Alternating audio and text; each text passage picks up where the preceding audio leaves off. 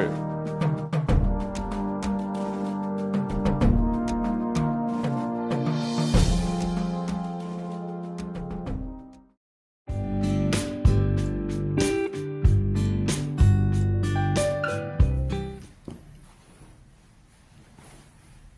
Muy buen día tengan todos ustedes. Les habla el pastor Pedro Enrique García Romero de la Congregación Cristiana Internacional Gente Nueva.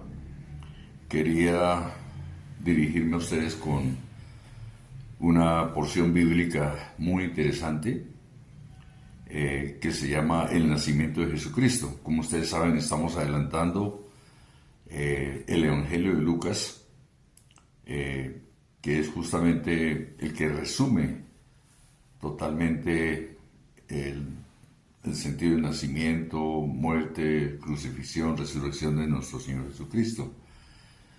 Y específicamente queríamos detenernos en el capítulo que nos corresponde para esta semana, el nacimiento de Jesucristo. Quería recordar que la Iglesia Internacional Gente Nueva la representan el pastor Yamil Rentería Campaña, su esposa María Elena, en la ciudad de Chile. Está también el pastor José Pavón, que está desarrollando su labor también en New Jersey, Estados Unidos. El pastor Argenis en Venezuela.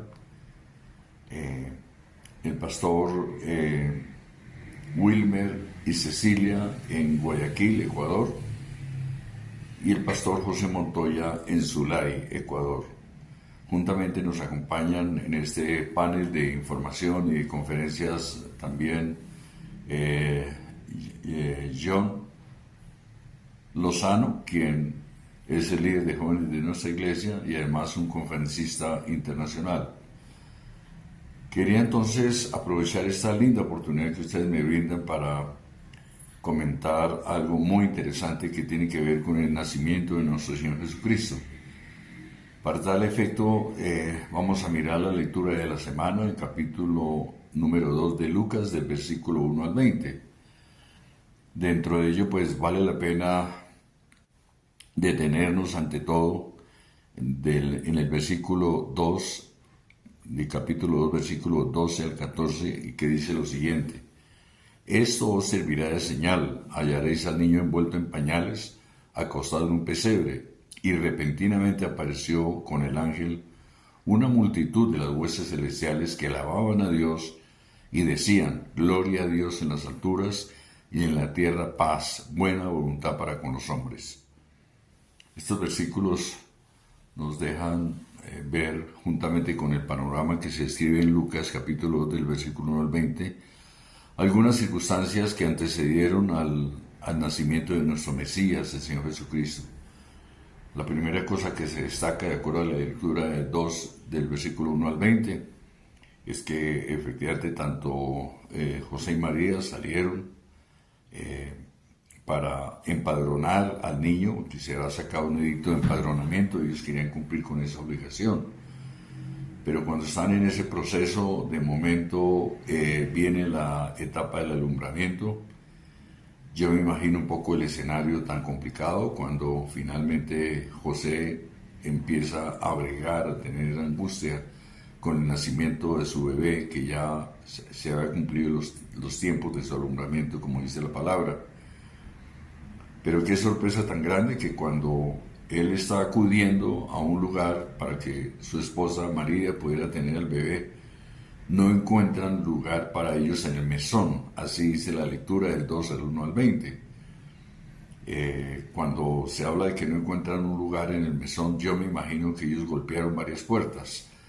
El mesón, para que lo entendamos, era un lugar que existía en esa época de nuestro Señor Jesucristo, en esa época que estamos narrando, donde las gentes acudían allí para descansar, para pagar seguramente alguna renta y para poder pasar 1 o 2 noches y continuar su camino en las diferentes circunstancias que tenían que desarrollar.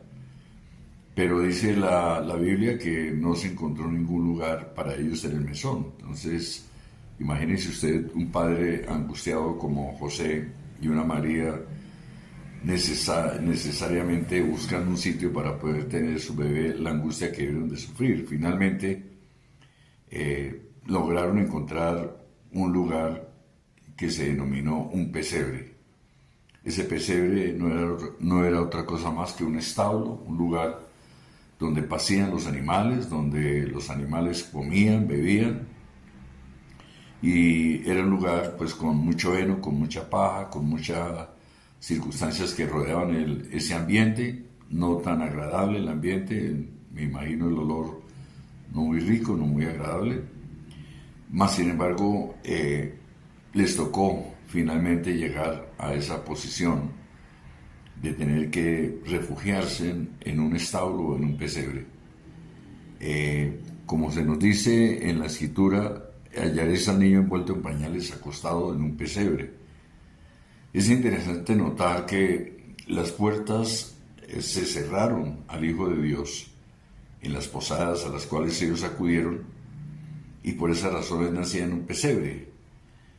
Pero en otro sentido podemos ratificar o comentar que las puertas del cielo se abrieron para él, y mientras las puertas terrenales fueron cerradas para recibirle, las puertas del cielo se abrieron y allí hubo una manifestación gloriosa, como lo narra la escritura del versículo 12 al 14.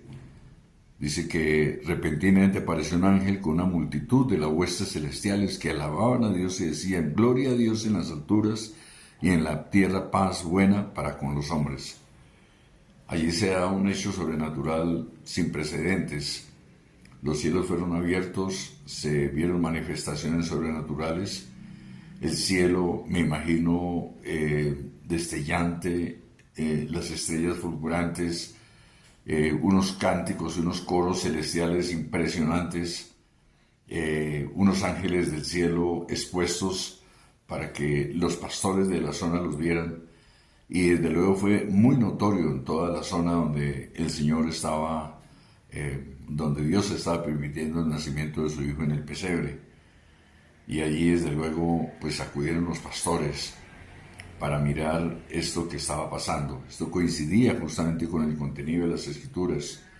En el Antiguo Testamento los profetas habían hablado de que en la pequeña Belén Efrata, allí nacería en Belén el Hijo de Dios. Y desde luego fue algo sorprendente. Entonces podemos concluir, mientras las puertas de la tierra se cerraron para el Señor, las puertas de los cielos se abrieron para anunciar esa venida gloriosa. Así nació nuestro Rey y Salvador Jesucristo de una manera tan humilde. Siendo el dueño de todo lo creado, a Dios le plació permitir esa condición para que por medio de su nacimiento se diera lugar sin precedentes a algo que era en cierta forma a los ojos del mundo contradictorios. No podía ser que el Hijo de Dios, dueño de todo lo creado, naciese en un pesebre, pero esa fue la manifestación muy grande que hizo Dios con su Hijo. Por esa razón la Biblia nos dice en Juan 3:16: de tal manera amó Dios al mundo que envió a su Hijo unigénito para que todo aquel que en él crea no se pierda, mas tenga vida eterna. Y bueno, de allí se da ese hecho tan glorioso de nacer el Señor en un pesebre. Y es el dueño de lo creado, el dueño de todo, pero sin embargo José y María pudieron por lo menos recibir al niño, descansar, y desde luego su ánimo cobró gran vida cuando entendieron que había unas señales en el cielo muy grandes que confirmaban plenamente que lo que estaban haciendo venía de Dios. Los pastores, dice la Biblia, se regocijaron, llegaron para ver al niño. Allí se acercaron también los reyes Melchor, Gaspar y Baltasar, llevando lo que nosotros conocemos, sus presentes, para observar a ese niño que estaba allí y que era justamente el Rey de Reyes y Señor de Señores, naciendo en una condición relativamente demasiado humilde.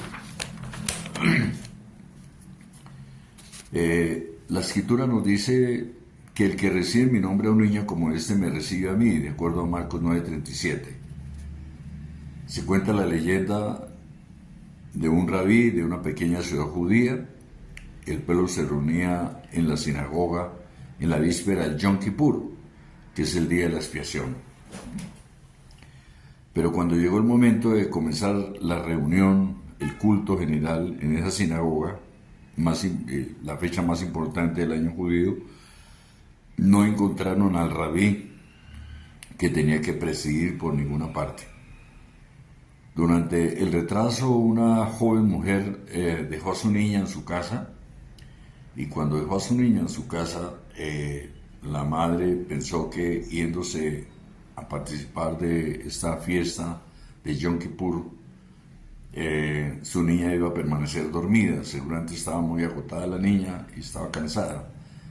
Pero qué sorpresa que cuando el rabí iba corriendo justamente a reunirse en la sinagoga para la celebración, él escucha un llanto de una niña. Esto lo hace detener en su carrera desenfrenada que tenía por llegar temprano a esta reunión. Pero él, cuando oye a la niña, se devuelve, ve que la niña está llorando angustiada, la coge en sus brazos, la consiente, le permite que la niña repose.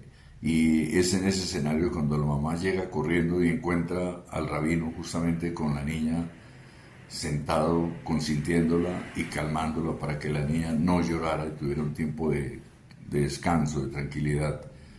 La mami, sorprendida, pues desde luego, de ver esta actitud, nos deja una gran enseñanza por parte de este rabí. Y es que a pesar de que era tan trascendente para él en la vida espiritual estar asistiendo a esa fiesta de Yom Kippur, y él era tal vez uno de los invitados principales, sin embargo, la necesidad en un momento determinado, la humanidad que este rabí exhibió, le permitió detenerse a hacer una obra maravillosa, a cambio de llegar corriendo, de dejar a la niña llorando, no preocuparse por eso, sino que fue más movido a compasión. Es como un retrato básico de lo que Dios hace con cada uno de nosotros, ¿no? El Señor nunca está ocupado para nosotros, siempre está totalmente disponible para orientarnos, para aconsejarnos, para mimarnos, para dejar ver su presencia a través del Espíritu, para dejar ver su presencia a través del cántico, la lectura de la palabra, las cosas que hacemos cotidianamente que honran y glorifican a Dios. Él está en todo tiempo atento a escucharnos, a consentirnos, así como este hombre se mostró que el apresuramiento por llegar a la reunión fue secundario, era más importante la compasión por el llanto de esa niña. Esto nos deja desde luego una gran enseñanza, y es que nosotros como ministros, como personas del reino de Dios, generalmente siempre estamos interesados en correr, en solucionar problemas, en solucionar cosas, y a veces dejamos lo trascendente para una segunda oportunidad. Pero Dios está interesado en que seamos sensibles a las necesidades humanas. ¿Cuántas veces un anciano necesita cruzar una calle y no tenemos el tiempo para darle la mano y ayudarle a cruzar? ¿Cuántas veces un niño llorando en la calle no tenemos tiempo de detenernos qué le puede estar pasando al niño? Si tiene hambre, si tiene angustia, si está asustado, no lo sabemos, pero la carrera por cumplir nuestras obligaciones nos impele a tal forma que se nos olvida la sensibilidad que Dios nos enseña a través de la palabra, y que así como leíamos de Juan 3:16, se muestra claramente el amor de Dios por el mundo, que envía a su Hijo unigénito para que por medio de Él la humanidad sea salva. Esta reflexión nos permite entender que nosotros como ministros de Dios, como personas que conocemos la palabra, tenemos que estar rodeados de una sensibilidad tremenda y humana. Esa sensibilidad se debe desarrollar con humildad, como Jesús lo demostró naciendo en un pesebre y mostrando de qué manera, siendo el dueño de todo lo creado, llegó a esa condición, con el fin de enseñarnos algo muy importante. Y es que lo más básico y lo más interesante es estar siempre conectado con la voluntad del Señor.